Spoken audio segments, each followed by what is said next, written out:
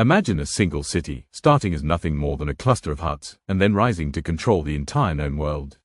Armies that crushed every rival. Emperors who were worshipped like gods. Roads, monuments, and technology so advanced that we still use them today. That's the story of Rome, and in the next few minutes, we're going to break down the epic rise and shocking fall of the Roman Empire. Stick with me, because this is history like you've never heard it before. So let's rewind. Rome begins around 753 BC with the famous legend of Romulus and Remus. Two brothers, raised by a wolf, who fought until one of them laid the foundations of the city we know as Rome. Myth or reality, it captured the spirit of a people who believed they were destined for greatness. At first, Rome was ruled by kings. But Romans hated the idea of too much power in one man's hands. So in 509 BC, they kicked out their last king and invented something brand new, the Roman Republic. A system where elected officials, senators, and generals shared power. Not perfect, but it gave Rome ambition, and that ambition would change the world. The Republic began by dominating neighbors in Italy, then expanded outward through wars that became legendary. The Punic Wars against Carthage are the best example. Hannibal marched elephants across the Alps to crush Rome, but Rome still came out on top. Each victory gave Rome more land, more wealth, and more power. And soon, Rome wasn't just a republic. It was already behaving like an empire. By 49 BC, Julius Caesar, one of Rome's greatest generals, marched across the Rubicon River and changed history forever. The republic collapsed under corruption, greed, and inequality. Caesar took power, was named dictator for life, and then assassinated on the Ides of March.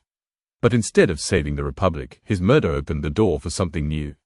Augustus, Caesar's adopted heir, stepped in. He didn't call himself king, but make no mistake, he was Rome's first emperor. Under Augustus, the Roman Empire was born. And it thrived. For 200 years, the Pax Romana, Roman peace, brought stability. Roads stretched across continents. Aqueducts delivered clean water. The Colosseum hosted brutal spectacles. Roman culture, language, and law spread across 3 continents. At its peak, Rome ruled over 70 million people, nearly a fifth of the world's population. Imagine traveling from Britain to Egypt without ever leaving Roman land. That's how massive the empire was. But nothing lasts forever. Corruption crept in. Emperors cared more about power than people. Armies became too expensive, often filled with mercenaries who lacked loyalty. And as borders expanded, Rome struggled to defend them. By the 3rd century AD, Rome was unraveling. Emperors rose and fell at a dizzying pace. Civil wars, plagues, inflation, and invasions weakened the empire. In a last-ditch effort, Emperor Diocletian split the empire into East and West. The East survived for another 1,000 years as the Byzantine Empire.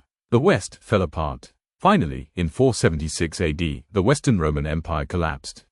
A teenage emperor named Romulus Augustulus was dethroned, and the city that once ruled the world crumbled. But here's the twist: Rome never truly disappeared. Its laws shaped Europe. Its language gave us Italian, Spanish, French, Portuguese, and Romanian. Its architecture inspired the buildings we walk past today. Rome rose, Rome fell, and yet, it never really left us. And that's the Roman Empire in less than 10 minutes. If you loved this crash course, hit that like button, and subscribe for more stories where history feels alive.